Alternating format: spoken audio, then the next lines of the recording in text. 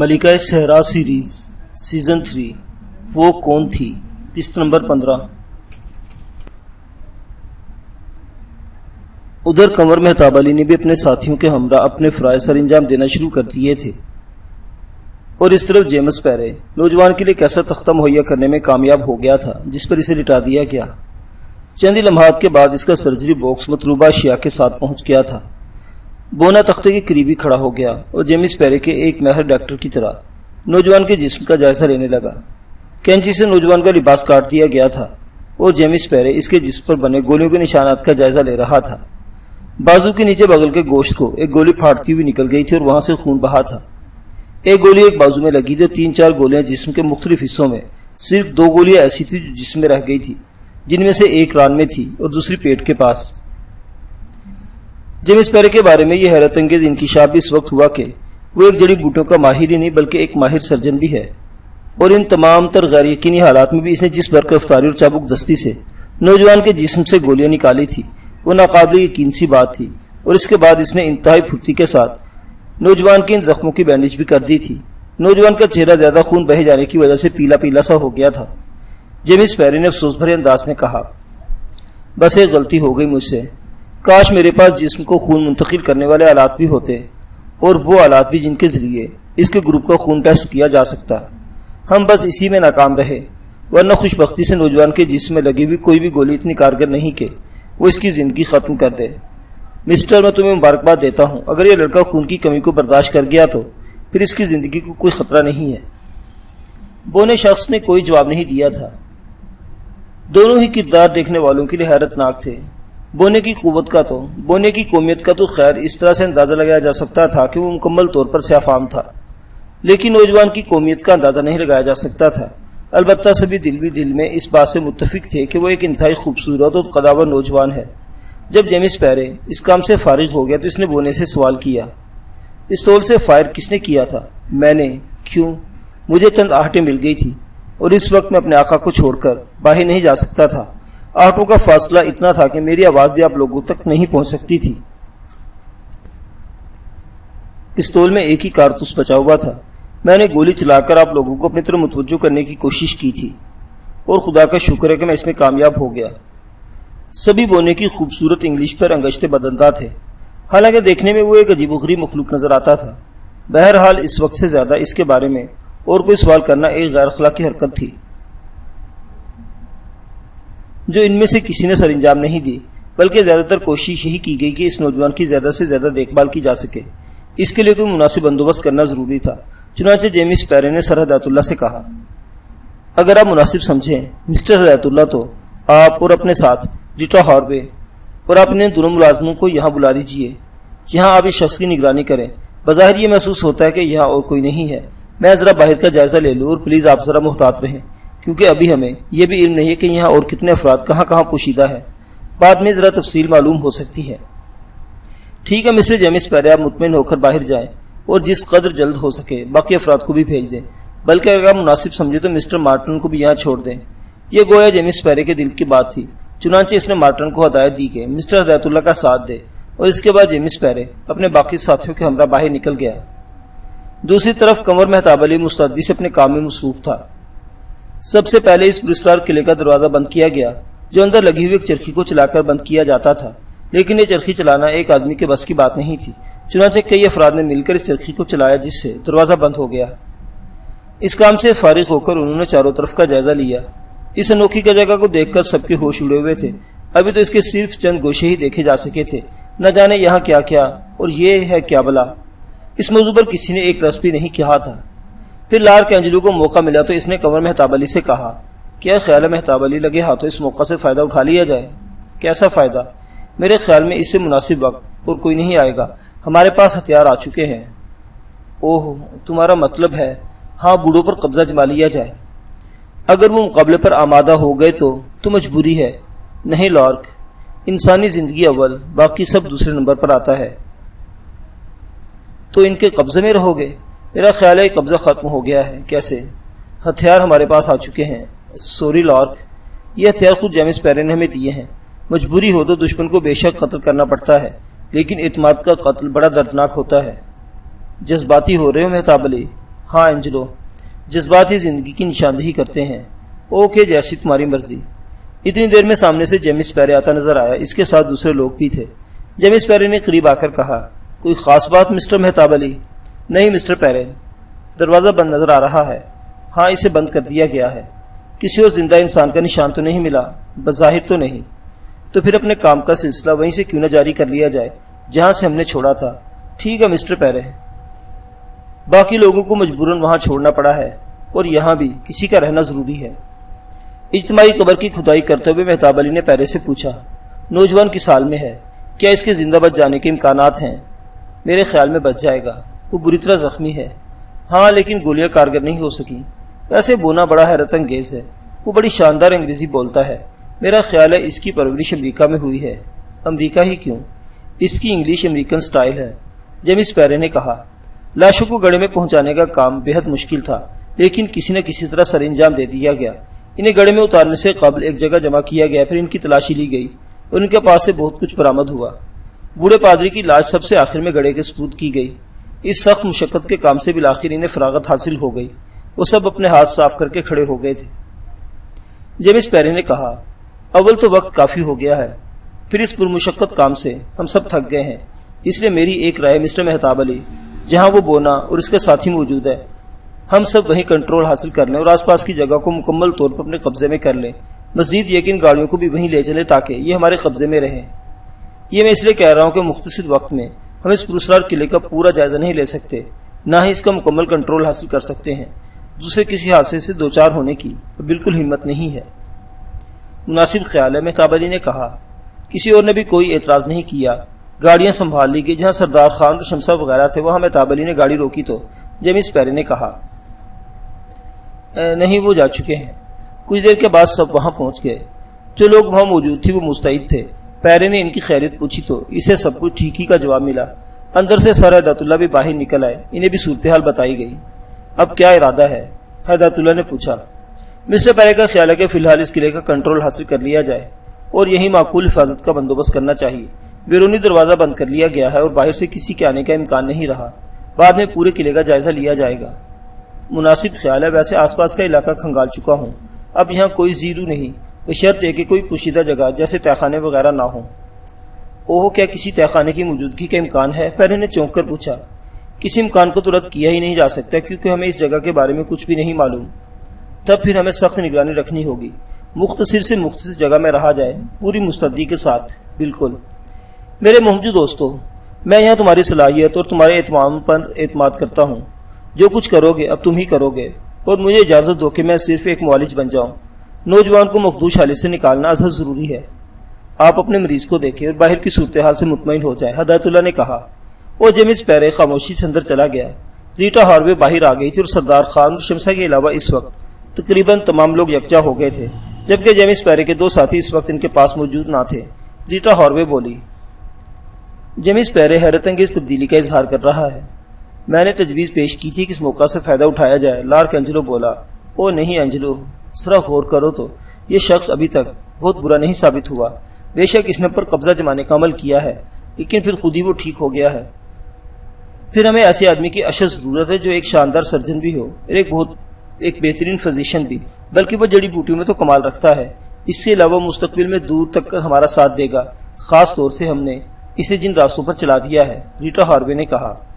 اور اگر اس مشکل وقت میں صرف عقل کا لبادہ اوڑھ لیا ہو تو، لارک بولا، تب وہ جب بھی ہمارے لیے خطرناک ثابت ہوگا ہم اسے نمٹنے کی کوشش کریں گے۔ اوکے، میں بلا وجہ کسی دشمن کا قائل نہیں ہوں۔ اب منصوبے کے مطابق کام کرو، اینجلو نے کہا۔ وہ پھر نہایت ذمہ داری سے ایسی جگہ پر مسلح افراد تعینات کر دیے گئے جہاں کسی بیرونی حملے کا خطرہ ہو۔ اس دوران کچھ افراد کو کھانے پینے کی ذمہ داریاں بھی سونپ دی گئی تھی۔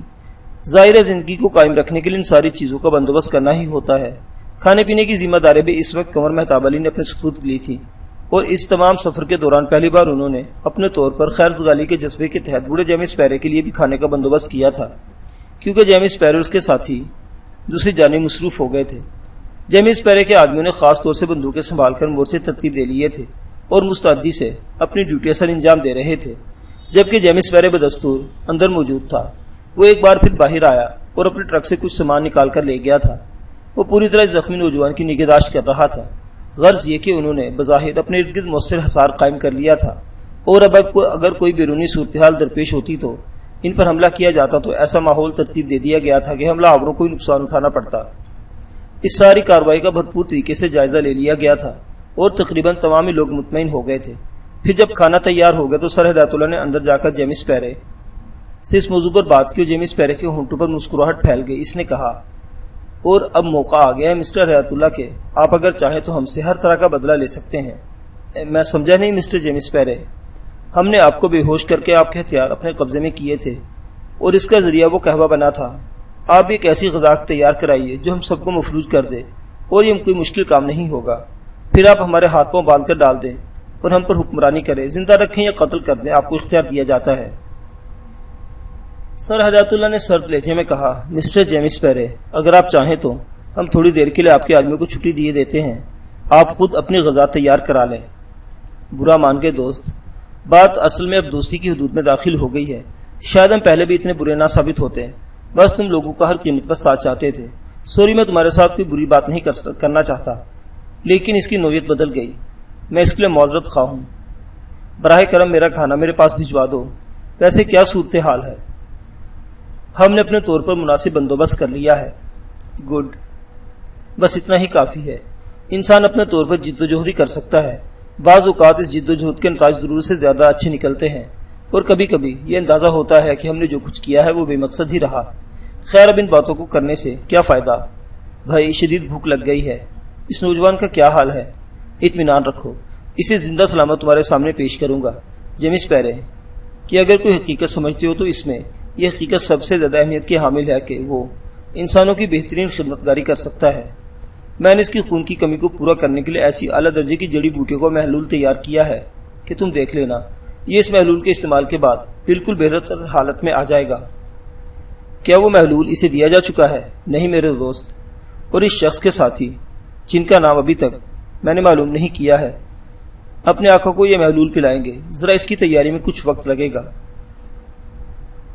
اشارہ بونے کی جانب تھا۔ بونے نے مزمل لہجے میں کہا، براہ کرم آپ مجھے یوٹ کہہ کر مخاطب کر سکتے ہیں۔ مسٹر یوٹ؟ ہاں، اگر میں اپنے آقا کی جانب سے فکر مند نہ ہوتا تو آپ کو اپنا پورا نام بتاتا، لیکن اس وقت اگر آپ چاہیں تو مجھے صرف یوٹ کہہ سکتے ہیں۔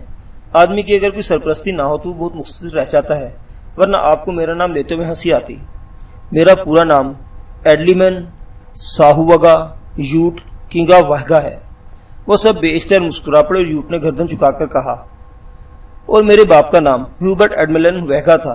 اس نے مجھے آپ سے 4 جوتے آگے ہی رکھا، لیکن ویسے کبھی میرے شناسا اور مجھ سے محبت کرنے والے پیار سے مجھے یوٹی کہتے ہیں۔ ٹھیک ہے، ہم بھی آپ سے بہت پیار کرتے ہیں اور بڑی محبت سے ہے ہمیں آپ سے، چنانچہ آپ ہمیں اجازت دیجیے کہ ہم آپ کو صرف مسٹر یوٹی کہیں۔ ننھے قامت کے آدمی کے ہونٹوں پر ایک مزمحل سے مسکراہٹ ابھری اور اس نے گردن جھکا دی۔ تھوڑی دیر کے بعد کھانے پینے کی تیاریاں مکمل ہو گئی اور نہایت سلیقے سے کھانا تیار کرا دیا گیا اور ایک ایک شخص کو اس کی جگہ تقسیم کر دیا گیا۔ شمسا اور سردار خان اپنی بچی کے ساتھ مستقل طور پر یہاں موجود تھے اور چھوٹے موٹے فرائض سر انجام دے رہے تھے۔ وہ بالکل خاموشی سے اپنے کاموں میں مصروف تھے اور انہوں نے ابھی تک کسی بھی معاملے میں کوئی مداخلت نہیں کی تھی، جبکہ عرشی کو کئی بار ٹرانسمیٹر پر اشارہ موصول ہوا تھا، لیکن صورتحال ایسی تھی کہ وہ اس وقت سر ہدایت اللہ سے رابطہ قائم نہیں کر سکتی تھی، چنانچہ اس نے ٹرانسمیٹر سوئچ آف رکھا تھا۔ بہر طور کھانے پینے سے فراغت حاصل ہو گئی۔ پہرا دینے والے اپنی جگہ پر مستعد تھے اور رات کی ڈیوٹیوں کا تعین کر لیا گیا تھا تاکہ اپنے اپنے طور پر ہر شخص آرام بھی کرے اور ہوشیار بھی رہے۔ کھانے پینے کا سلسلہ ختم ہو چکا تھا۔ حیران کن بات یہ تھی کہ اس انتہائی پراسرار ماحول میں، جہاں کے بارے میں حتمی طور پر کچھ بھی نہیں کہا جا سکتا تھا، کسی کے دل میں بھی کوئی شدید تردد نہیں تھا، بلکہ یوں محسوس ہوتا تھا جیسے وہ ایک اطمینان بخش کیفیت سے گزر رہے ہوں۔ یہ پراسرار قلعہ اپنی نوعیت کا ایک حیرت انگیز قلعہ تھا۔ اس کے بارے میں سب کے دلوں میں شدید تجسس موجود تھا، لیکن خوفزدہ کر دینے والے کسی تصور کے ساتھ نہیں، بلکہ ایک دلچسپ معلومات کے لیے۔ اور یہ بھی ایک خوش قسمتی تھی کہ اس قلعے میں بہت سی لاشوں کے ساتھ انہیں کم از کم 2 زندہ افراد ایسے مل گئے تھے جو انہیں اس قلعے کے بارے میں تھوڑا بہت بتا سکتے تھے۔ اب تک اس کا جتنا پورشن دیکھا تھا وہ اپنی نوعیت کا ایک نہایت عجیب و غریب تھا، اور یہ بھی ایک انتہائی حیران کن بات تھی کہ صحرائے اعظم کے بیچوں بیچ کسی نے ایک ایسا قلعہ بنانے کی کوشش کی۔ اس کا مقصد کیا تھا اور وہ کون لوگ تھے؟ اور وہ لوگ جہاں یہاں مردہ پائے گئے تھے وہ بھی اپنی نوعیت کے عجیب و غریب لوگ تھے۔ جن کے بارے میں صحیح طور پر اندازہ نہیں لگایا جا سکتا تھا۔ حالانکہ اگر کوئی اور موقع ہوتا تو ان پر ریسرچ کرنے کی کوشش کی جاتی، لیکن انسانی زندگیوں کے ساتھ تو کھیلا ہی جاتا ہے اور مرنے کے بعد ان سے کھیلنا بڑے دلگردے کا کام ہوتا ہے، اور شاید یہ تمام ہی لوگ اس نوعیت کے لوگ نہیں تھے۔ غرض یہ کہ وقت گزرتا رہا، ہر دل میں ایک تجسس تھا کہ جس طرح بھی ممکن ہو سکے اس جگہ کے بارے میں معلومات حاصل کر لی جائے، اور اتنی دیر میں مسٹر جیمز پیرے کا تیار کردہ محلول مکمل ہو چکا تھا اور مسٹر یوٹ کو بھی کھانا کھلا دیا گیا تھا جو انہوں نے نہایت مختصر کھایا تھا۔ چنانچہ ان کی ذمہ داری یہ لگائی گئی کہ وہ اپنے آقا کو، جس کا نام ابھی تک سامنے نہیں آیا تھا، یہ محلول تھوڑا تھوڑا پلائیں، اور اس کے لیے مناسب بندوبست کر دیا گیا۔ چنانچہ بونے نے بے ہوش نوجوان کا سر اپنے زانوں پر رکھ کر بڑی محنت کے ساتھ اسے وہ ایک قطرہ قطرہ محلول پلانا شروع کر دیا۔ سب سے اچھی بات یہ تھی کہ اس شخص کے اندر کہ اس نے جیمز پیرے کو کسی معاملے میں مداخلت نہیں کی تھی، حالانکہ وہ یہ سوچ سکتا تھا کہ یہ لوگ اس کے ہمدرد کہاں سے آ گئے۔ نہ ہی بونے نے ان کے بارے میں ان سے معلومات حاصل کی تھی۔ نہ جانے اس کے ذہن میں بس یہ شبہ کیوں نہیں پیدا ہوا تھا کہ یہ لوگ بھی انہی میں سے ہو سکتے ہیں جنہوں نے یہاں قتل و غارت گری کی ہے۔ اس نے ان سے اس بارے میں ایک بھی سوال نہیں کیا تھا، بلکہ انہیں اپنی جانب متوجہ کرنے کی کوشش کی تھی، اور جب ان کاموں سے فراغت حاصل ہو گئی تو وہ بونے کے گرد بیٹھ گئے، اور بونے یوٹ نے انہیں اس انداز میں دیکھا جیسے اسے توقع ہو کہ تھوڑی دیر کے بعد اس سے سوالات کا سلسلہ شروع کریں گے، اور جیمز پیرے نے ہی اس سلسلے کا آغاز کیا۔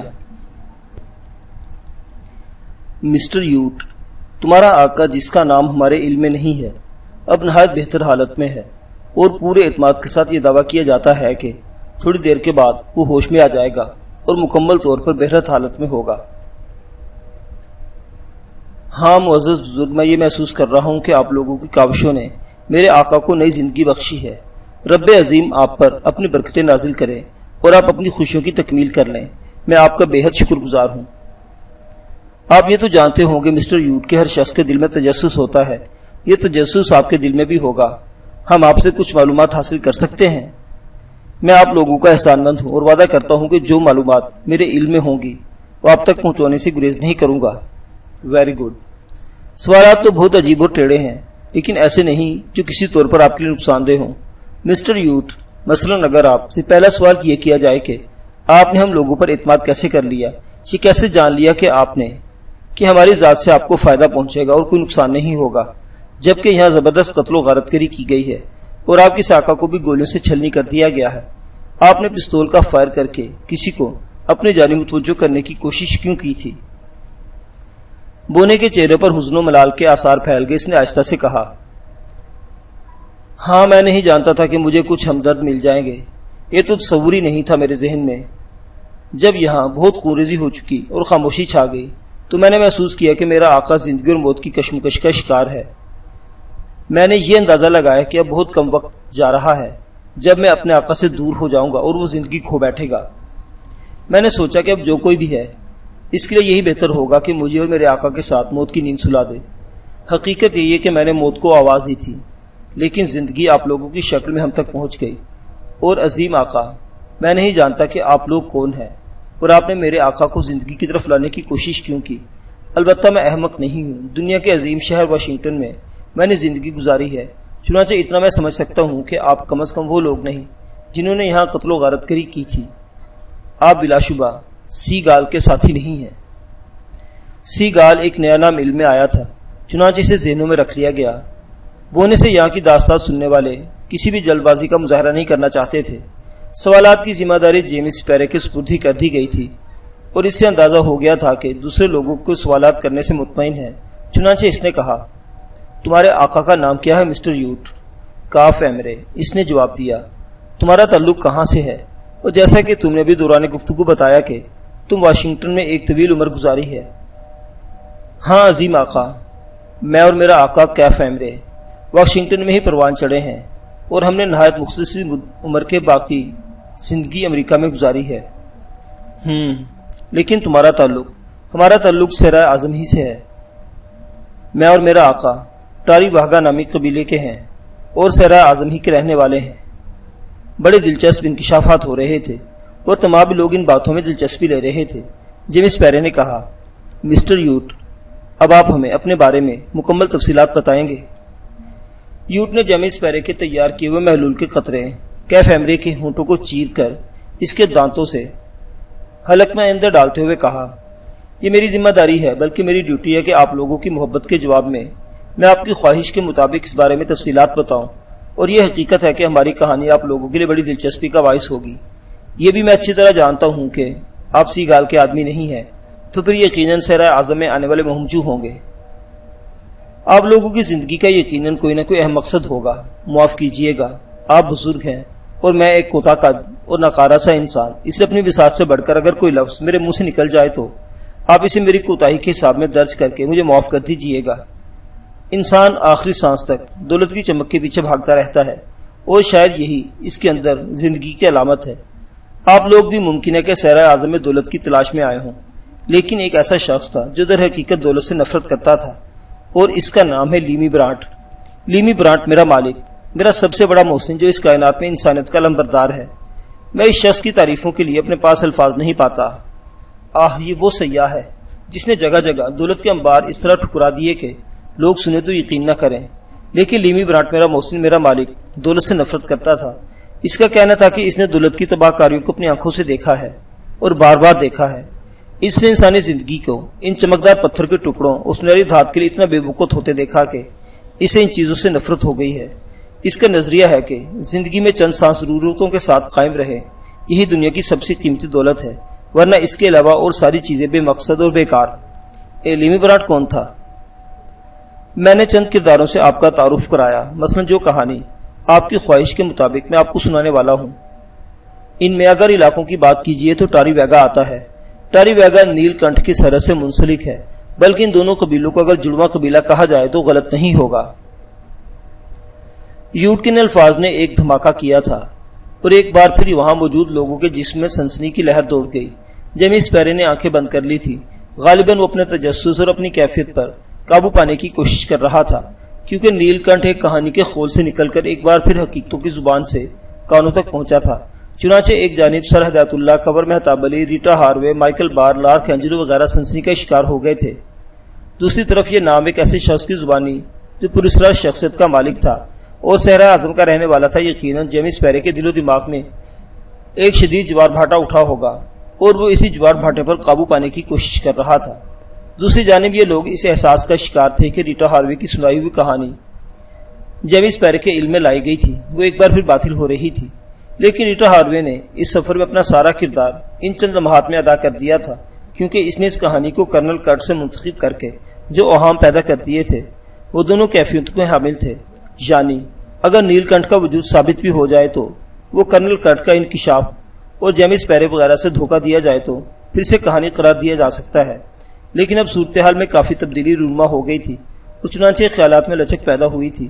اسے نیل کنٹھ کے وجود سے انحراف وہ شدت نہیں رکھتا تھا جو اس سے پہلے ان لوگوں کے ذہنوں میں اختیار کر رکھا تھا۔ یوٹ اپنی دھن میں مگن واقعات کی ذہن میں ترتیب کرتے ہوئے آگے کہہ رہا تھا، اور اس کے بعد اگر وہاں کے معاملات کا تذکرہ کیا جائے تو بات طوالت اختیار کر جاتی۔ کاف ایمرے کا پہلا نام کیف ایمرے نہیں تھا، بلکہ اس کے ماں باپ نے کچھ اور ہی نام رکھا تھا، لیکن اس وقت وہ بہت چھوٹا تھا، غالباً 3 سال کی عمر ہوگی اس کی، جب عظیم آقا یعنی مسٹر لیمی برانٹ صحت کی غرض سے صحرائے اعظم میں آئے، اور یہ آنے کے بعد انہیں قبیلوں کی ایک ایسی جنگ میں الجھنا پڑا جس سے ان کا کوئی تعلق نہیں تھا۔ لیکن جنگ میں ہارنے والے یعنی بعض افراد ان کی مدد حاصل کرنے پر مجبور ہو گئے، اور انہی میں میرا باپ ہیوبرٹ اینڈلیمن ویگا بھی تھا، اور میرا آقا یعنی کاف ایمرے کا باپ جس کے بارے میں کچھ نہیں جانتا وہ بھی تھا۔ ہم دونوں تو بہت چھوٹے چھوٹے سے تھے، اور مسٹر لیمی برانٹ کا کہنا ہے کہ ہمارے اہل خاندان کے سربراہوں نے جو ہمیں زندہ نکال کر لے جانے کی فکر میں سرگردہ زخموں سے چور چور مسٹر لیمی برانٹ تک پہنچے تھے، ہمیں ان کے حوالے کرنے کے بعد دم توڑ دیا تھا، اور مسٹر لیمی برانٹ ہم 2 معصوم بچوں کو اپنی اولاد کی مانند اپنے پروں میں ڈھانک کر صحرائے اعظم سے نکال کر لے گئے، اور انہوں نے ہماری پرورش امریکہ میں کی تھی۔ یوں مسٹر لیمی برانٹ کا نام اس کہانی کی مرکزی کردار کی حیثیت سے سامنے آیا۔ میں یوٹ ویگا اور میرا آقا کیف ایمرے ہم لوگوں کو مسٹر لیمی برانٹ کے پاس امریکہ کے ایک خوبصورت مکان میں پرورش پانے لگا، اور اس حسین دل کے مالک شخص نے ہمیں اپنی اولادوں سے مختلف قرار نہ دیا، جبکہ اس میں ہمارے ہوش سنبھالنے کے کچھ عرصے کے بعد ایک اور کردار کا اضافہ ہو گیا، اور یہ کردار آقا زادی ایلیما برانٹ تھی۔ ایلیما برانٹ، بس اس کے بارے میں اگر کچھ کہنا چاہوں تو شاید میرے پاس الفاظ نہ ہوں۔ ایلیما برانٹ بے حد خوبصورت، بڑی نازک اندام اور ایک ایسی طبیعت کی مالک لڑکی ہے جس کے لیے تعریف کے الفاظ کافی قرار نہیں پا سکتے۔ ہم لوگوں نے ساتھ ساتھ تعلیم حاصل کی۔ مجھے حالانکہ کوتا قد کی بنا پر مذاق کا نشانہ بنایا جاتا رہا تھا، لیکن چند افراد ایسے بھی تھے جو میرا مذاق نہیں بناتے تھے، بلکہ انہوں نے مجھے اپنے دلوں میں ایک باعزت مقام دیا ہوا تھا۔ چنانچہ میرے اندر کسی قسم کا کوئی ایسا احساس پیدا نہیں ہوا جو مجھے مزمحل کر دیتا۔ ہم لوگ زندگی گزارتے رہے۔ مسٹر لیمی برانٹ نے اپنی مہمات کا سلسلہ جاری رکھا، لیکن ضروری نہیں تھا کہ وہ ہمیں بھی اپنے ساتھ ہی شامل رکھتے۔ ایلیما برانٹ، مسٹر کاف ایمری اور میں امریکہ کے مختلف گوشوں میں ساتھ ساتھ دیکھے جاتے اور ہمارا تکون بڑا مشہور تھا۔ پھر مسٹر لیمی برانٹ نے ایک بار مسٹر کاف ایمری سے، ہاں شاید درمیان میں یہ بتانا بھول گیا ہوں کہ میرے بے نام آقا کا نام کاف ایمری مسٹر لیمی برانٹ نے ہی رکھا تھا۔ اس کی وجہ کیا تھی وہ نہ مجھے آج تک معلوم ہوئی اور نہ میرے آقا نے کبھی اس بارے میں معلومات حاصل کرنے کی کوشش کی۔ انہیں یہ نام پسند تھا، چنانچہ انہوں نے خوش دلی سے اسے اپنا لیا۔ البتہ مسٹر لیمی برانٹ ہمیں ہمارے علاقے کی کہانی سناتے رہتے تھے اور ان کے پاس ان علاقوں کے بارے میں بڑی تفصیلات تھی، یعنی ٹاری ویگا اور نیل کنٹھ جڑواں قبیلوں کے متعلق کہانی، اور اس کہانی میں ایسے سنسنی خیز موڑ تھے کہ ہم سنتے تو شدید تجسس اور دلچسپی کا شکار ہو جاتے، اور غالباً 12 یا 13 سال کی عمر میں ہی جب ہم نے سوالات کرنے کا طریقہ سیکھ لیا تھا، مسٹر لیمی برانٹ نے ہم سے وعدہ کیا تھا کہ اگر انہوں نے زندگی پائی تو کسی مناسب موقع پر ایک بار پھر ہمیں ہمارے قبیلے میں ضرور لے جائیں گے اور ہمیں وہاں کے لوگوں سے روشناس کرائیں گے۔ ہمیں بھی اپنی جنم بھومی سے دلچسپی تھی۔ شروع ہی سے میری اور کاف ایمری کی دوستی رہی تھی۔ وہ لاتعداد خوبیوں کا مالک ہے اور میں نے اسے ہمیشہ ایک آقا کی طرح تعظیم دی ہے۔ اس کی وجہ بس عظیم آقا، میرے دل میں اس کے لیے ایک انوکھا پیار ہے۔ میں اس پر 100 بار ملنے والی زندگی قربان کر سکتا ہوں۔ مسٹر برانٹ نے بھی اس بات پر اطمینان کا اظہار کیا تھا اور انہوں نے ہمیں افریقی زبان خاص طور سے سکھائی تھی۔ وہ ہمارا تشخص قائم کرنا چاہتے تھے۔ انہوں نے ہمیں ہمارے قبیلوں کے بارے میں اتنا کچھ بتایا تھا کہ ہم ان سے ناواقف نہیں رہے تھے، اور ہمیں ہمیشہ محسوس ہوتا تھا کہ ہم نے اپنے قبیلے پورے ہوش و حواس کے عالم میں دیکھا ہے۔ چنانچہ زندگی گزرتی رہی۔ کیا میری داستان سنانے کا طریقہ مناسب ہے اور آپ لوگ اس سے مطمئن ہیں؟ اچانک یوٹ نے سلسلہ درمیان سے روک کر پوچھا۔ آپ تو بہترین داستان گو معلوم ہوتے ہیں مسٹر یوٹ، براہ کرم سلسلہ جاری رکھیں، جیمز پیری نے کہا، اور یوٹ جھیمتے ہوئے انداز میں مسکرانے لگا۔ پھر بولا، مسز برانٹ نے اس سلسلے میں مخالفت کی تھی کہ اس مہم کو ایک گھریلو مہم بنانے کی کوشش کی جائے، لیکن مسٹر لیمی برانٹ مصر تھے کہ اس بار اس مہم میں مسز لیمی برانٹ، مسز ایلیما برانٹ بھی ساتھ ہوں گی، کیونکہ اس کے بعد وہ اپنی مہم جوئی کی زندگی ترک کرنا چاہتے تھے۔ بہرحال راستے ہموار ہوتے گئے، تیاریاں مکمل ہو گئی اور ہم لوگ چل پڑے۔ مسٹر برانٹ چونکہ افریقہ میں اجنبی نہیں تھے، اس لیے کیمرون میں انہیں کچھ ناسا گھرانے جن میں مسٹر ہیٹ ایڈورڈ کی شخصیت نمایاں تھی۔ مسٹر ہیت کے گروہ کی شمولیت سے ہماری تعداد اطمینان بخش ہو گئی۔ ویسے بھی وہ بڑی تند اور جنگجو شخصیت کے مالک تھے۔ ہم کیمرون سے چل پڑے۔ افریقہ ہم سب نے بچپن میں چھوڑا تھا، لیکن ہمیں یہاں آ کر یوں لگا جیسے طویل عرصہ کے بعد اپنے گھر لوٹے ہوں۔ صرف تمہیں؟ پیرے بیچ میں بول پڑا۔ نہیں، میرے آقا کاف ایمری کا بھی یہی خیال تھا اور اس نے کئی بار اپنے اس خیال کا اظہار کیا تھا۔ سوری، میں بیچ میں بول پڑا، جیمز پیرے نے شرمندہ لہجے میں کہا۔ آگے بڑھوں؟ یوٹ نے پوچھا۔ ہاں پلیز، پیرے بولا، اور یوٹ نے سلسلہ گفتگو وہیں سے جوڑا۔ وہ بولا، ہم آگے بڑھتے رہے، موسمی اور مقامی حادثے ہوتے رہے، لیکن کوئی حادثہ ایسا نہیں تھا جو ہمارے لیے پریشان کن ہوتا۔ مسٹر ہیت بڑی مضبوط شخصیت کے مالک تھے، لیکن یہ بدقسمتی کا پوائنٹ آ گیا، یعنی وہ لمحہ جس سے ہماری مشکلات کا آغاز ہوا۔ اس رات موسم خراب تھا، تیز ہواؤں کے جھکڑ چل رہے تھے اور کبھی کبھی بوندا بادی بھی ہو جاتی تھی۔ ہم نے قیام کے لیے ایک ایسی جگہ تلاش کر لی تھی کہ اگر تیز بارش بھی ہو جائے تو ہمیں اس سے نقصان نہ پہنچے، لیکن شکر ہے کہ تیز بارش نہیں ہوئی۔ اس وقت رات کے 2 بجے تھے جب ایمینس نے روشنی دیکھی۔ ایمینس؟ ریٹا ہاروے بے اختیار بول پڑی۔ ہاں، مسٹر ہیت کا ایک ساتھی، وہ رات کے پہرا دے رہا تھا۔ روشنی کچھ پراسرار سی تھی۔ اس نے مجھ سے مخاطب کیا کیونکہ میں نے اس کے ساتھ ڈیوٹی پر تھا اور ہم دونوں اس روشنی کا راز جاننے کے لیے بے چین ہو گئے۔ میں نے کہا بھی تھا کہ مسٹر ایمینس کہیں اس راز کی نقاب کشائی پارٹی لیڈر کی مرضی کے خلاف نہ ہو، لیکن خواہش مند میں بھی تھا، اور چونکہ ان لوگوں کو میری صلاحیتوں پر اعتماد تھا، اس لیے مسٹر ایمینس نے کہا کہ میں بھی احتیاط سے اس روشنی کا سراغ لگاؤں اور ہم اپنی تسلی کر لیں۔ چنانچہ میں چل پڑا۔ میں نے درختوں کا راستہ اختیار کیا، بالآخر روشنی کے قریب پہنچ گیا۔ وہ بردہ فروش تھے جن کی تعداد 4 تھی اور انہوں نے 16 سے 20 سال تک کی نوجوان لڑکیوں کو زنجیروں سے باندھا ہوا تھا۔ ان لڑکیوں کی تعداد 9 تھی اور وہ بے لباس تھیں۔ وہ اس طرح دہشت زدہ تھی کہ انہیں دیکھ کر میری آنکھوں سے آنسو نکل آئے۔ خوفزدہ جاندار جن کی آنکھوں میں مستقبل کی مایوسی کے سوا کچھ نہیں تھا۔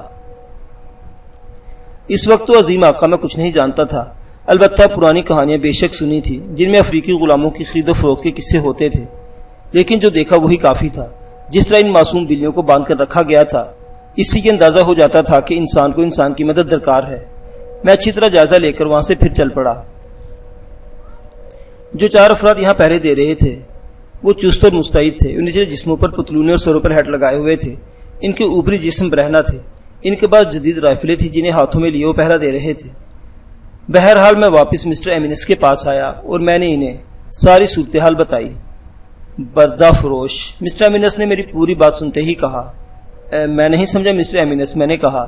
تب مسٹر ایمینس نے مجھے تفصیل سے بتایا۔ مہذب دنیا نے انسانیت کی بہتری کے لیے بہت کچھ کیا ہے، لیکن اس کی بدتری کے کچھ انداز اب بھی باقی ہیں۔ بد نصیب افریقہ خاص طور سے اب تک اس برائی کا شکار ہے۔ معصوم لوگوں کو جانوروں کی طرح پکڑ کر فروخت کر دیا جاتا ہے اور ان کا کوئی پرسان حال نہیں۔ بدبختی یہ ہے کہ ان کی خریداروں کی تعداد اب بھی بہت زیادہ ہے۔ اصل مجرم یہ خریدار ہیں۔ معزز سامعین حضرات، افریقہ کے اندرونی علاقوں کی یہ داستان ابھی جاری ہے۔ بقیہ واقعات اگلی قسط میں دیکھتے رہیے اردو داستان۔ اللہ حافظ۔